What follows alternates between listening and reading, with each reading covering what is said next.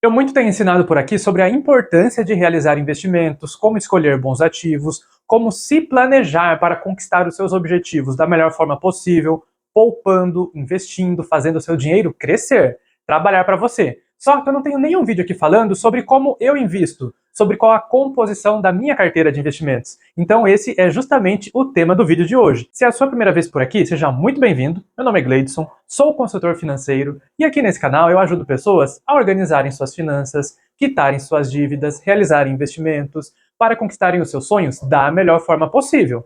Então já se inscreva nesse canal e ative o sininho de notificações para não perder nenhum vídeo novo que eu tenho lançado por aqui durante todas as semanas. Bora lá para o vídeo? Como eu já mencionei aí na introdução, hoje o tema principal é a composição da minha carteira atual de investimentos, mas antes eu quero dividir esse vídeo aqui em alguns tópicos, e ali no meio eu vou descrever para vocês como que está diversificada a minha carteira. Mas primeiro eu quero falar com vocês sobre como eu aprendi a investir, quando eu iniciei nesse mundo dos investimentos. E se você já é seguidor raiz aqui nesse canal, você já sabe. Eu sempre fui muito bem organizado financeiramente, eu sempre ali controlei o meu orçamento, conseguia guardar um dinheiro todos os meses, lá no início, muitas vezes sem um objetivo em específico, mas quando eu me endividei, quando eu tive ali a minha loja, eu comecei a parcelar a fatura de cartão de crédito, comecei a solicitar empréstimos, eu precisei mergulhar a fundo nesse mundo aí da organização, de planejamento financeiro, e foi ali que eu descobri o mundo dos investimentos. Porque até aquele momento eu guardava dinheiro na poupança. Para mim era a única opção de investimentos que existia, que eu tinha ali acesso. E quando eu fui estudar sobre organização e planejamento, ali em meados de 2018, 2019, eu pude conhecer um pouquinho desse mundo e eu tive acesso à informação que o meu dinheiro ele poderia crescer e trabalhar para mim muito, mas muito mais do que a poupança fazia. Porque quando eu deixava o dinheiro guardado na poupança, eu até via ali um crescimento, um rendimento, né? Sempre na data do aniversário, sempre quando fazia um mês que eu tinha aplicado aquele valor. Mas eu comecei a estudar e eu aprendi que tinha diversos outros investimentos que rendiam bem mais que a poupança e que rendiam diariamente, não somente uma vez por mês, como era a poupança. Então eu comecei a investir ali em meados de 2018, 2019, quando eu ainda estava endividado, só que eu comecei a me estruturar ali, me reorganizar financeiramente e eu comecei a guardar um dinheiro todos os meses para começar a formar a minha reserva de emergência, para começar a quitar as minhas dívidas. Então eu já aprendi a colocar esse dinheiro em locais mais vantajosos, com rentabilidades maiores do que a poupança. E será que eu já cometi algum erro nesse mundo dos investimentos? Mas é claro, quem nunca, né? Quem nunca cometeu algum erro aí quando se trata de investimento, que atire a primeira pedra. Calma, não venha tirar a pedra de mim, porque se você não cometeu nenhum erro, é porque você ainda não investiu. Então, eu já cometi alguns erros sim. E um dos principais que eu quero destacar aqui para vocês é logo lá no início, quando eu comecei a investir ali em 2018, 2019, para ser mais concreto, 2020, quando estava ali no início da pandemia, a taxa Selic ela estava em torno de 2% ao ano, e eu comecei a investir no Tesouro Selic, que foi um investimento ali para me dar um pontapé inicial. E eu percebi ali que estava rendendo 2% ao ano, eu comecei a estudar um pouquinho sobre isso, e eu vi alguns investimentos pré-fixados ali no Tesouro Direto mesmo, rendendo 6% ao ano. E aí eu comecei a pensar, por que eu vou investir no Tesouro Selic, que está rendendo 2% ao ano, se tem um pré-fixado aqui rendendo 6% ao ano? E se você não sabe, quando eu falo de um título de um investimento pré-fixado, é que aquela taxa ela vai se manter até a data de vencimento daquela aplicação, que é quando o dinheiro retorna para sua conta. Só que eu estava formando o quê? A minha reserva de emergência, a minha reserva de segurança. Então já estava errado eu colocar ela num título pré-fixado. Eu precisava colocar ali num Tesouro Selic ou num CDB de liquidez diária.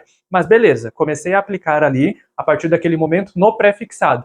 Só que os meses foram se passando, a pandemia ela foi se regularizando, a economia também estava um pouco travada, então a taxa Selic começou a subir, e o que aconteceu? A taxa Selic passou dos 6, 7, 8, 9%, e eu estava lá com o meu dinheiro rendendo o quê? 6% ao ano. Foi aí que eu comecei a entender que eu tinha feito algo não tão bom.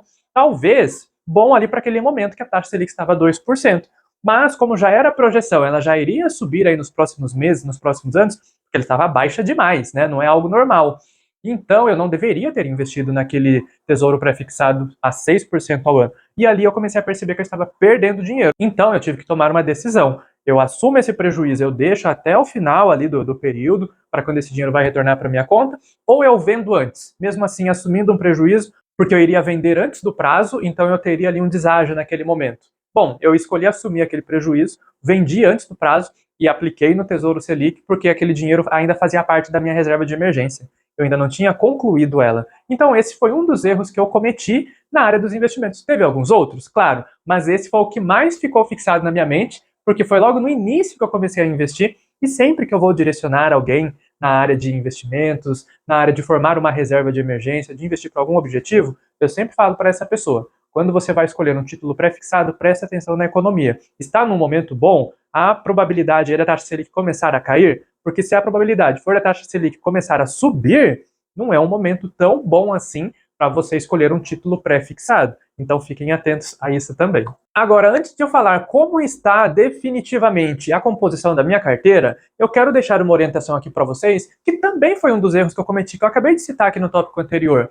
Eu tinha ali um objetivo pré-definido? Naquele momento, sim, eu tinha, que era a minha reserva de emergência, minha reserva de segurança. Mas, quando eu ainda não investia em tesouro direto, em CDB, em ações, em nada disso, que eu deixava o dinheiro guardado lá na poupança, eu não tinha um objetivo pré-definido. Eu não sabia o porquê eu estava guardando dinheiro. Eu estava guardando por guardar. E aí também já é um erro, porque como que você vai escolher bons ativos se você não sabe para que você está investindo? Como esse erro que eu acabei de citar para vocês. Eu já sabia que eu estava investindo para minha reserva de emergência. Só que eu não tinha isso muito bem claro, que eu não poderia deixar aquele dinheiro alocado num título pré-fixado. Porque se a qualquer momento eu precisasse resgatar aquele valor, opa, surgiu uma emergência, um imprevisto, eu poderia assumir ali alguns prejuízos.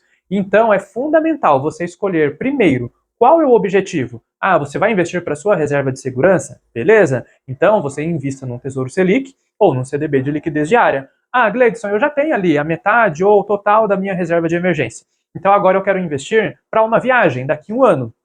Maravilha, daqui a um ano, então você pode até escolher um título pré-fixado que o vencimento será daqui a um ano e que tenha uma rentabilidade boa também. Ah, Gleidson, eu estou investindo aqui para minha independência financeira, para minha aposentadoria.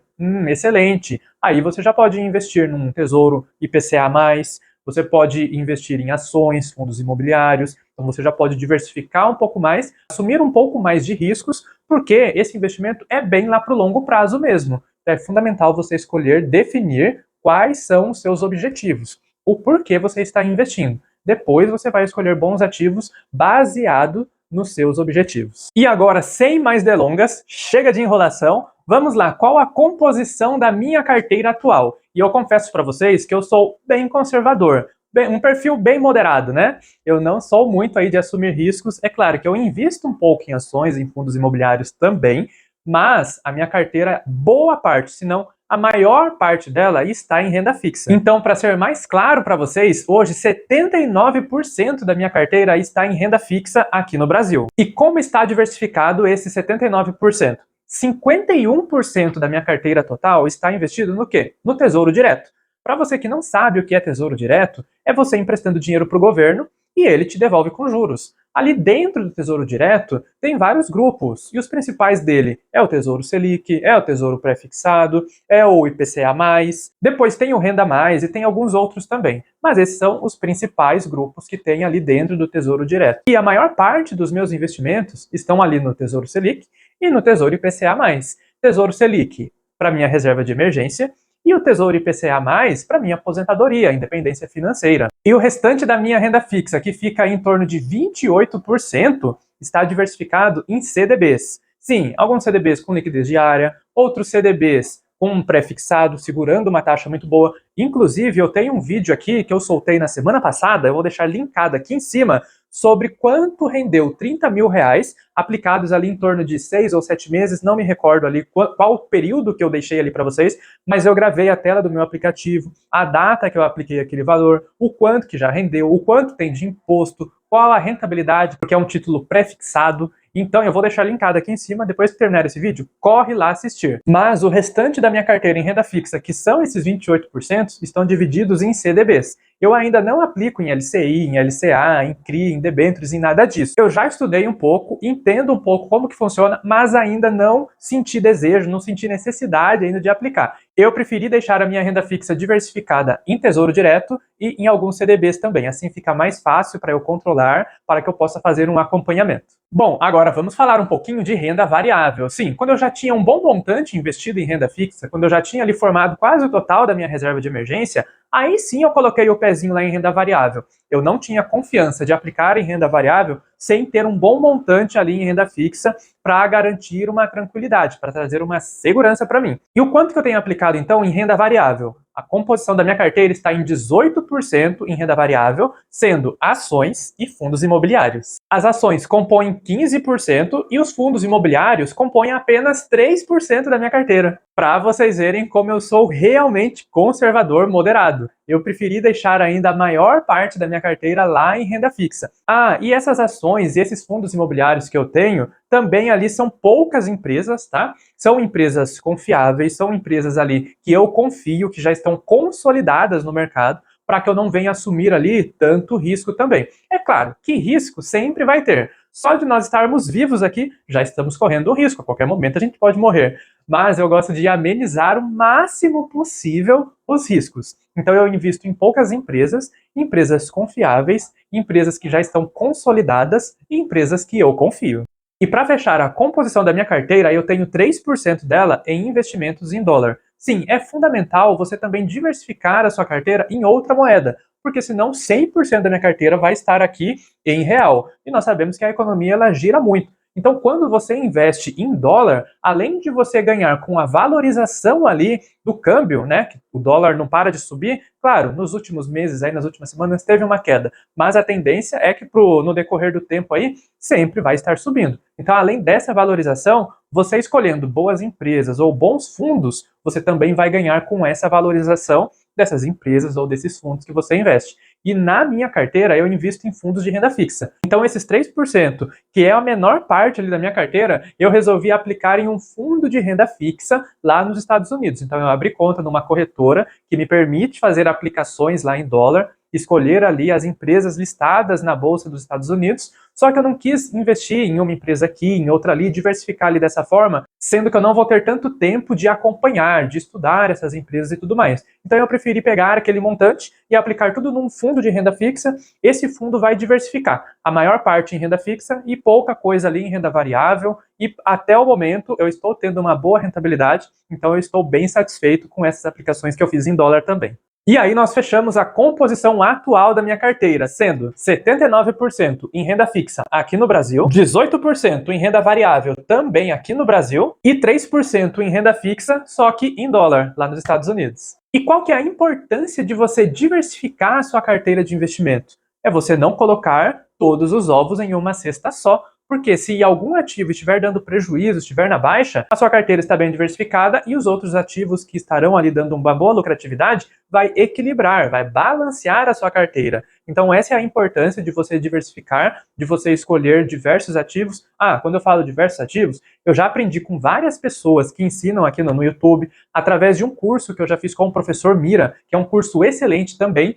e a orientação, a recomendação dessas pessoas que ensinam a fundo sobre investimentos é que você tenha no máximo 15 ativos, entre renda fixa, renda variável e também ativos no exterior. Por quê? Se você for diversificar em muitos ativos, eu tenho 20 ações diferentes, 15 fundos imobiliários diferentes, fora os ativos de renda fixa, diversos CDBs e ainda aplicações no exterior, você não terá tempo para acompanhar todas essas empresas. Como que está sendo aí o retorno que você está tendo? Então, é importante você escolher no máximo entre 10 ou 15 ativos, a soma de tudo entre renda fixa, renda variável e renda no exterior, para que você realmente possa acompanhar o desempenho ali, como que está o crescimento do seu dinheiro, porque você está aplicando o seu suor. O dinheiro não vem fácil, pelo menos para mim ele não vem fácil. Eu acredito que para você também não. Então, nós precisamos administrar da melhor forma possível, para que nós consigamos poupar, investir todos os meses, e quando nós vamos investir, o que nós estamos querendo ter? Bons retornos. E para que nós tenhamos um bom retorno, nós precisamos acompanhar também esses investimentos. Porque isso não é aposta, tá? Muitas pessoas pensam que investir é aposta.